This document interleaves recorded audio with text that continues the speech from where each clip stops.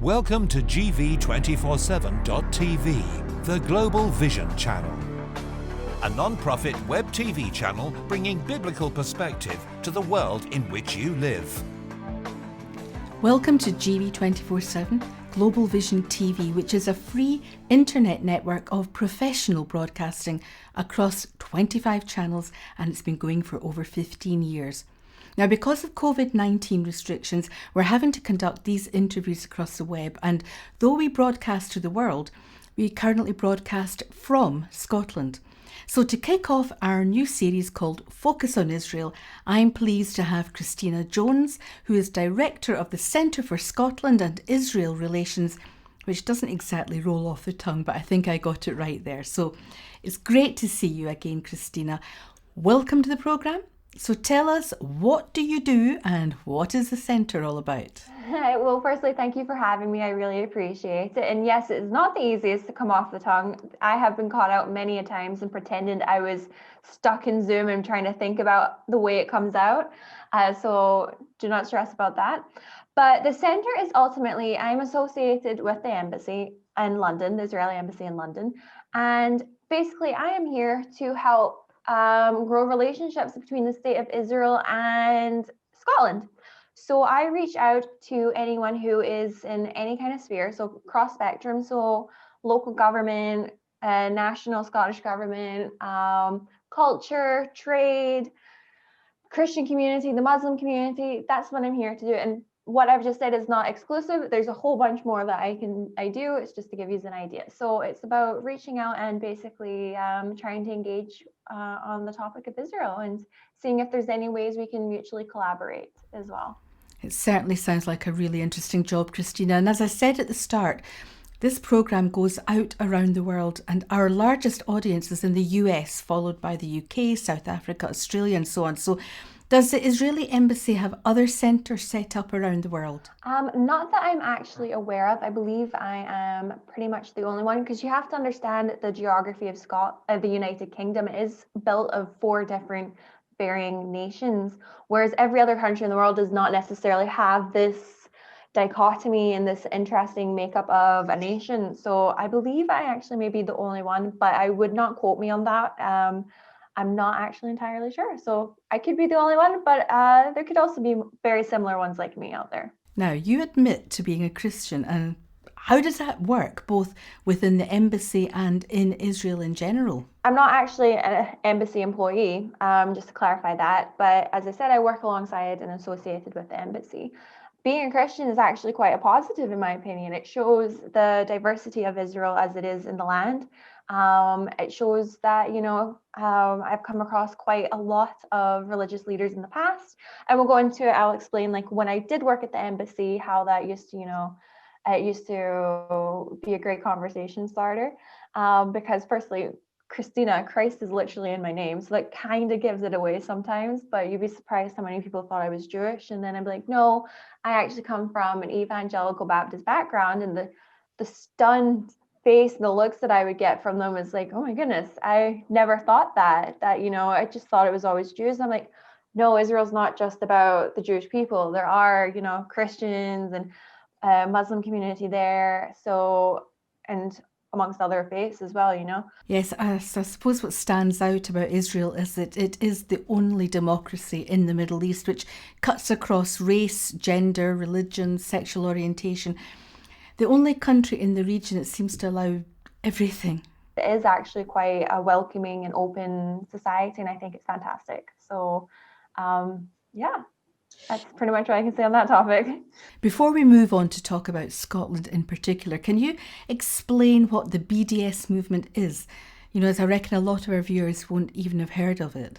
So the BDS movement is a boycotts, divestment and sanctions movement. In short, it's about singling out Israel in terms of education, economy, academia, in terms of ensuring that they cannot do these things. And it's basically their belief system that Israel should not, to some extent, the BDS also believes in that Israel should not exist. And it also, it's so complicated as well.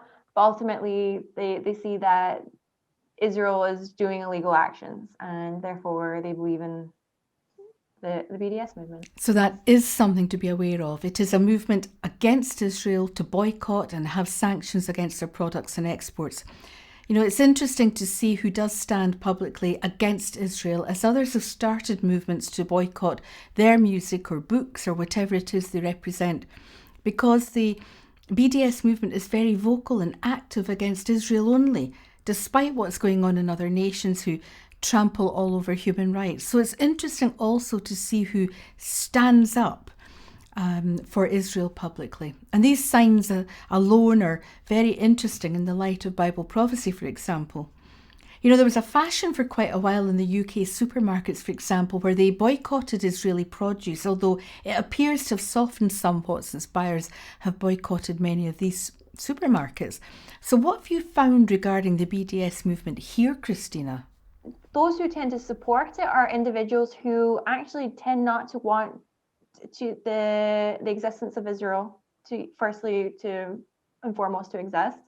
They do not criticize a specific Israeli policy.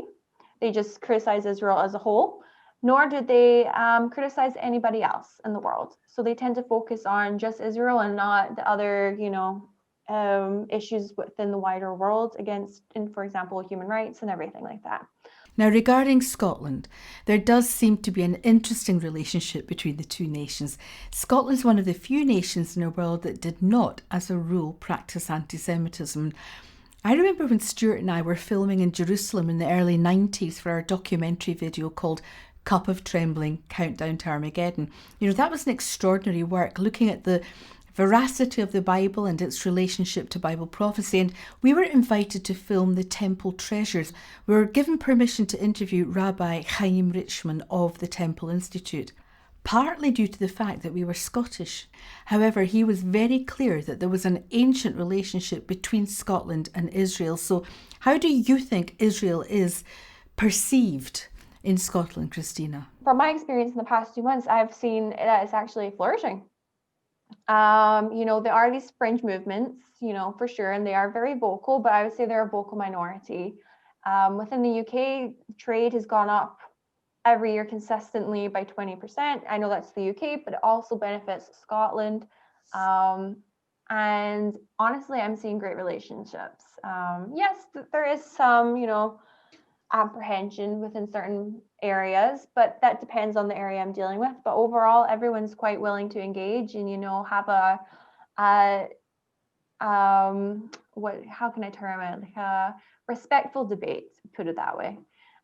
So as much as these movements are happening, it's not really affecting anything on the ground, in my opinion. So what are the key issues facing Israel-Scotland relations at the moment? Honestly, I don't personally see any, because, in my experience, I'm noticing a great welcoming and, opportunities because, I discuss things not necessarily on a political context all the time. I go with ideas in terms of how we can cooperate in trade or high tech or fintech or, coming with opportunities that are actually aside from the conflicts. Yes, we can discuss that if need be at the table, but looking at things that can benefit both sides.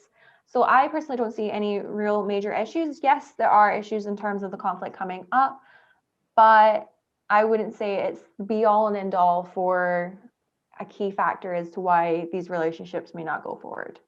That's good news. And we'll put up your contact details because you organise some good online events. Now, is there anything else you'd like to add? Well, if there's anyone specifically watching that is in Scotland or the UK, please do feel free to reach out to me. If you're in other areas of the UK, I can connect you with the relevant department in the embassy. And I have a newsletter that I am putting out just so that people are aware of what I'm personally doing.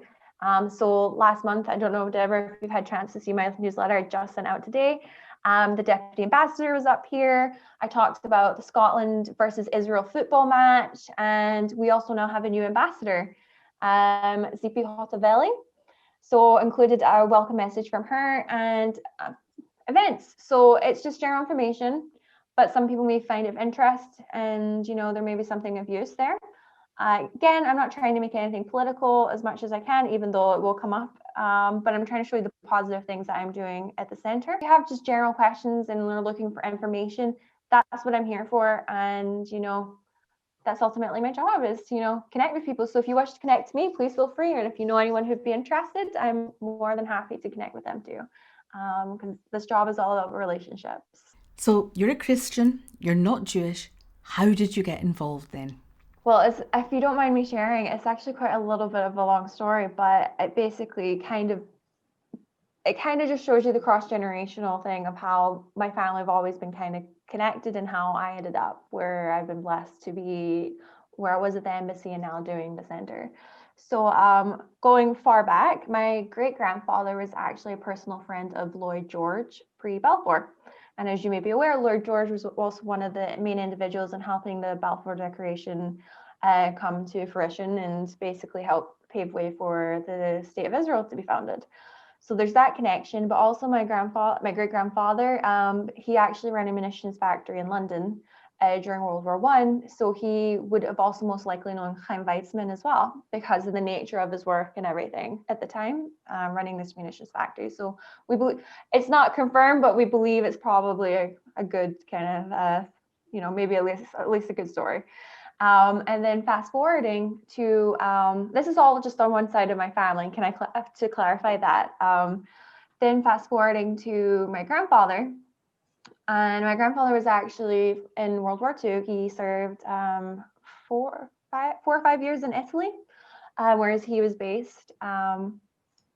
And growing up, he obviously saw and knew and heard what was going on in terms of the Jewish people during the war. They knew the Nazis were doing something.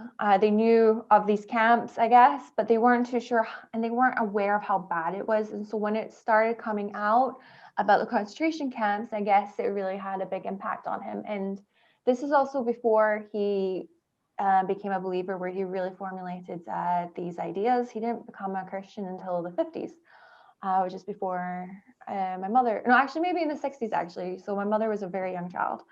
But growing up, he always said two things to me. And I always was so confused as well, because I remember, I can still envision this when I was 4 years old. He always said, firstly, a good God-fearing grandparent. By the time I came along, he was saved by like 40 odd years. So he always said, are you saved? Make sure you're going to heaven. So naturally, as a grandparent, they would want to ensure that.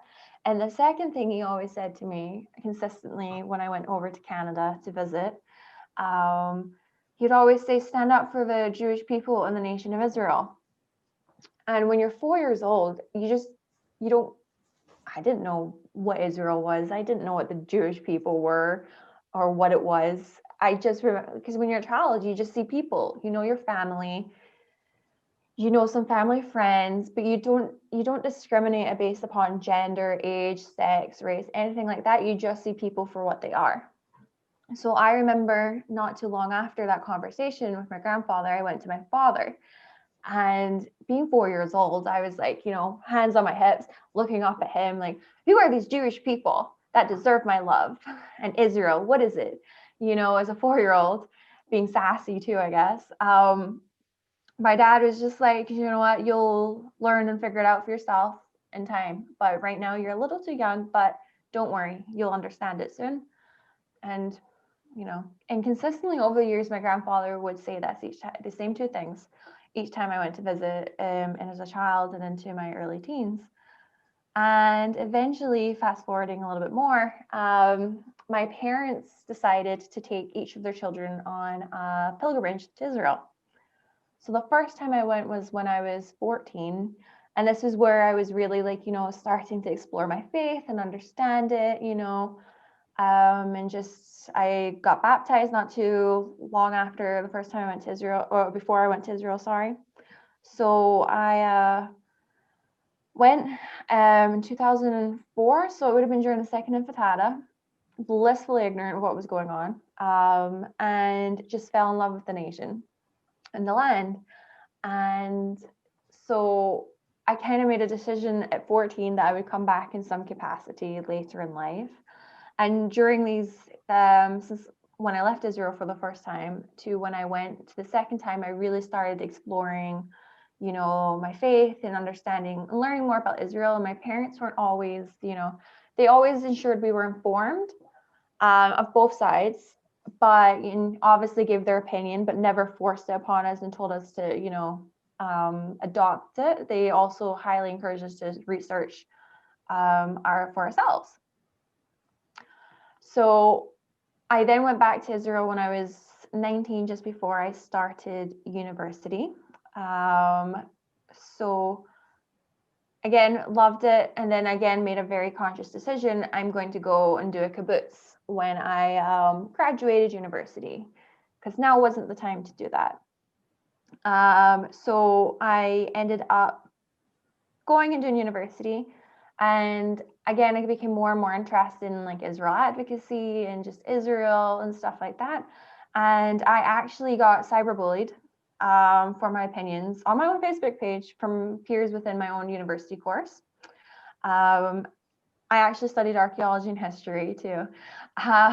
So going through this, it really kind of more solidified my beliefs and, you know, just showing that you can't really have an opposite opinion without someone shouting at you or saying you're completely wrong or calling you derogatory names. So during my final year of my degree, while I was still learning and, you know, starting to really research Israel and everything and, you know, putting all together with my own personal faith, I just had the crazy idea to apply to a master's course in Israel. Since I studied archaeology and history, Israel is the best place to go do biblical archaeology. And I decided to apply.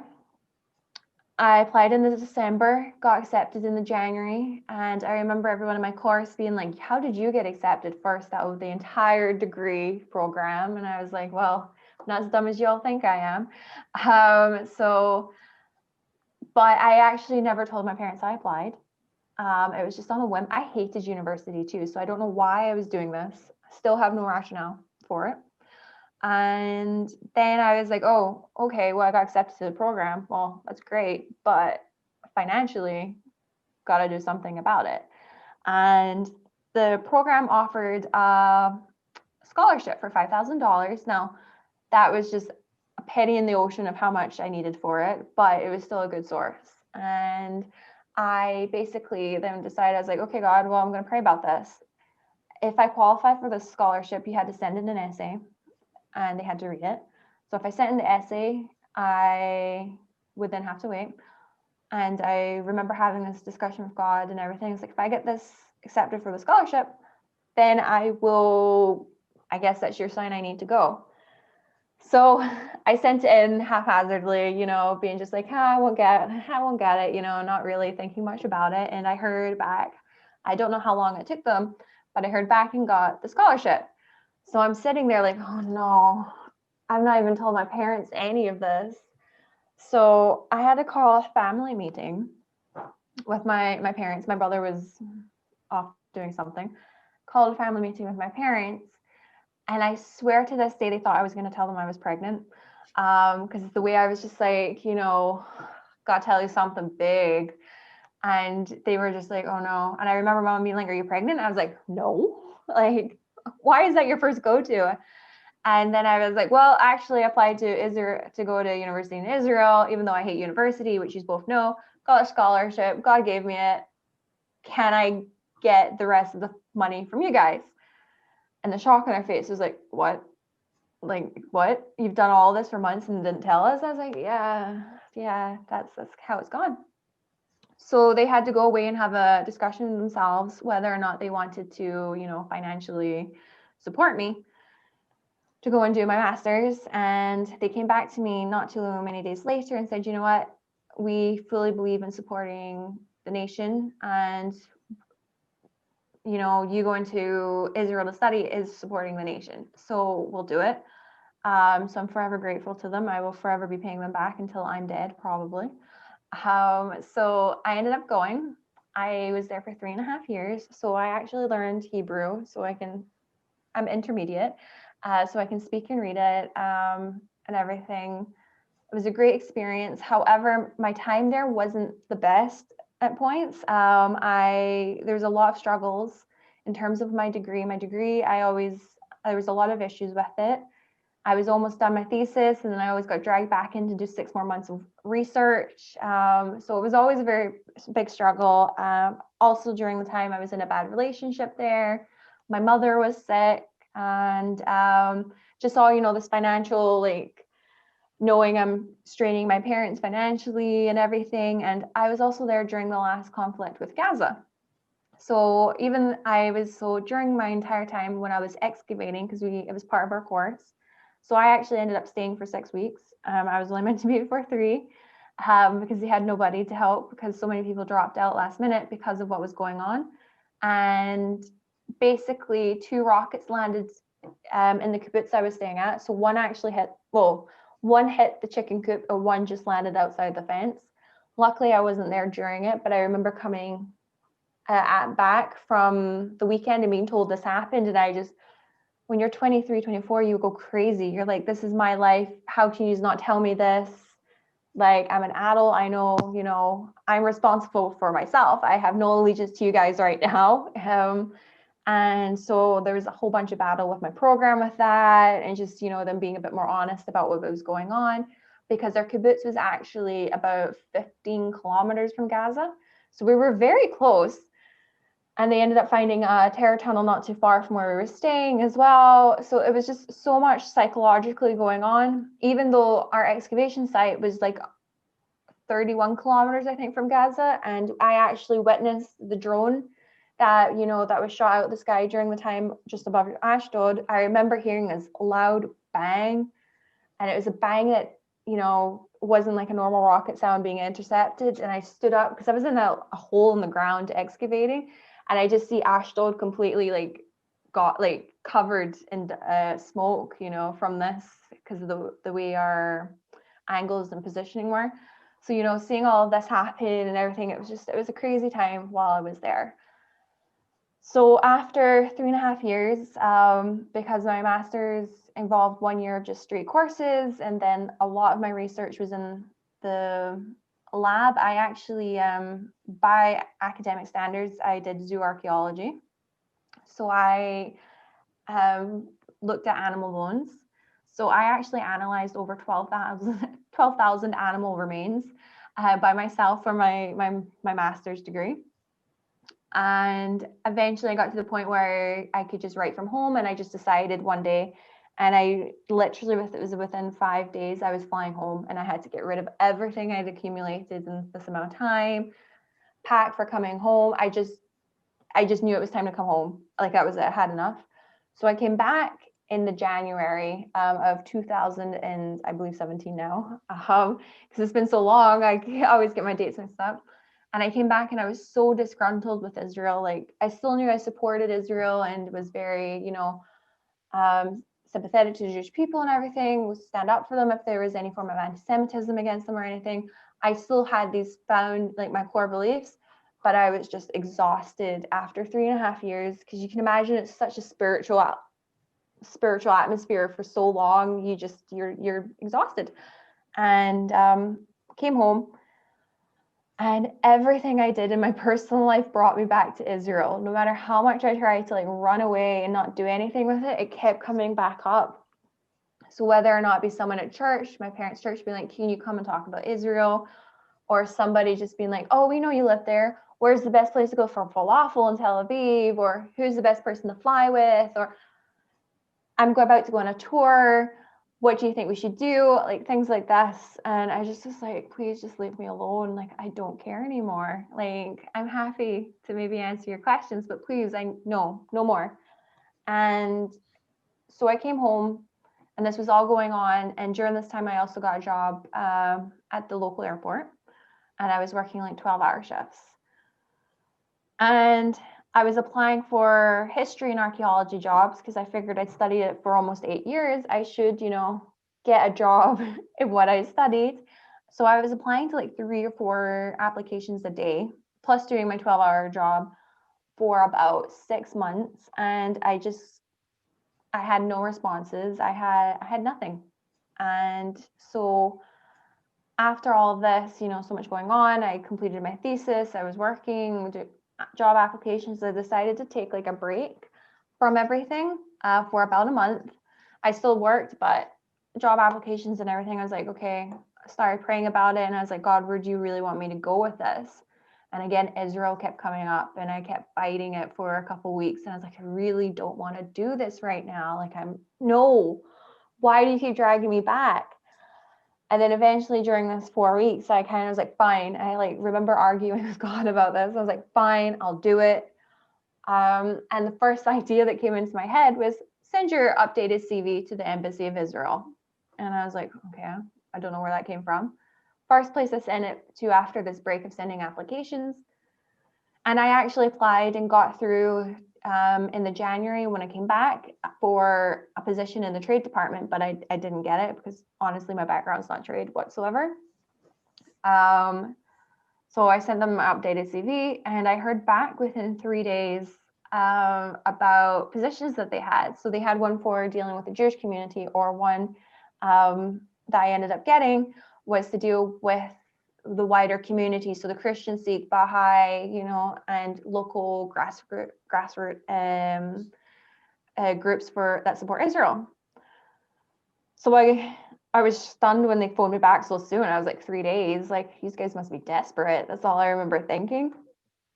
And so I then actually started the whole process of, going through interviews and security. And eventually I started that process in the June, I think, of 2017. And I didn't finish it until I started in October.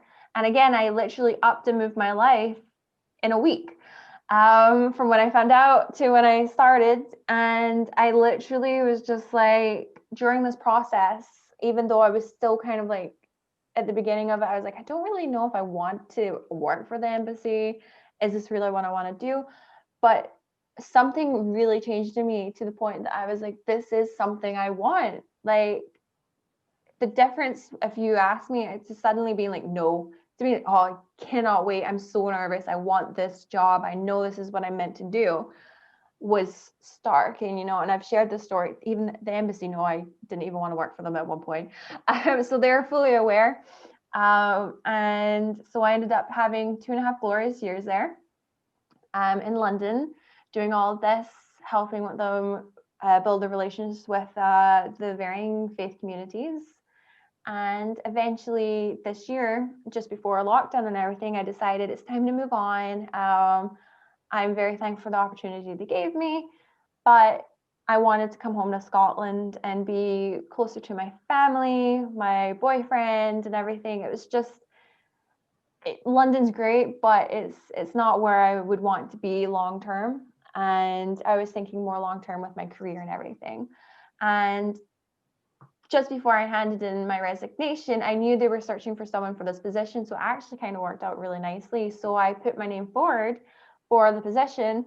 And so, yeah, and here I am. And I've been doing this since mid-August. So I've only been doing it for 2 months. But it works perfectly for me because I know everybody in the embassy. I understand what each role is and who does what and, what's expected of me.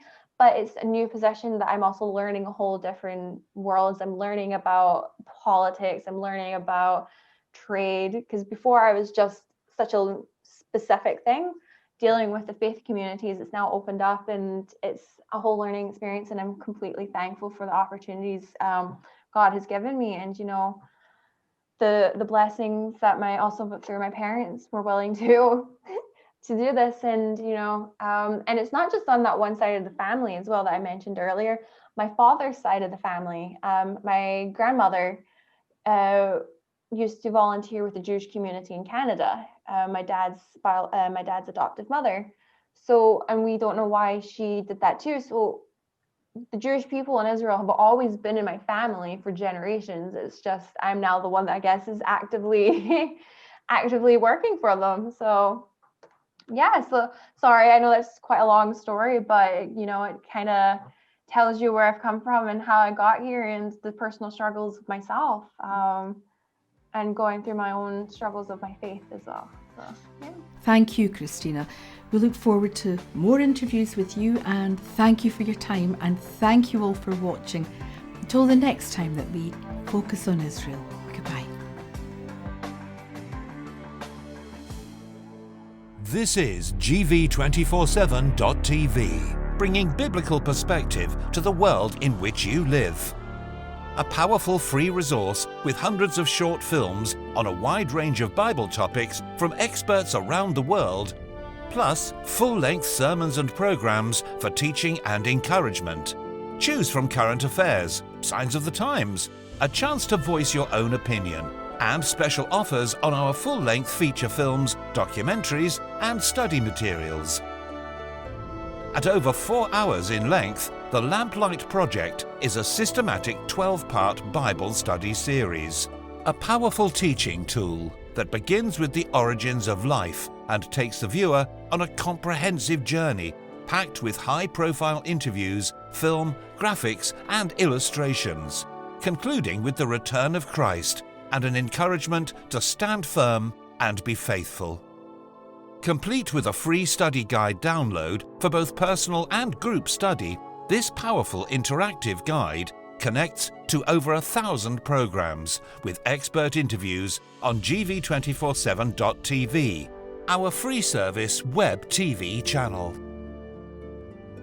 Does My Life Have Meaning? A powerful 1-hour presentation produced from the Lamplight Project. With a free copy of the Gospel of Luke, this film is crammed with engaging interviews, film and graphics, a life-challenging film to those searching for answers. As distributors for the Jesus film, we offer this timeless movie based on Luke's Gospel. This clear presentation of the life of Jesus Christ has been viewed worldwide and translated into over 1,200 languages. We provide the film with a free copy of the Gospel of Luke. The Daniel Project is a popular TV documentary that presents an overview of Bible prophecy and an encouragement to read the signs of the times. Hailed as one of the best TV films to be made on the subject, DVD extras feature a heart-to-heart interview about the way of rescue. Based loosely on the documentary, The Daniel Connection is a full-length feature film. This fictional thriller incorporates many of the themes promoted through pop culture and social media which affect people on a global scale. Launched at the Cannes Film Festival, The Daniel Connection points the ever-skeptical viewer to search the Bible for answers to life's deepest questions. We've been serving the body of Christ for over 30 years, and if you would like further information, please do not hesitate to get in touch.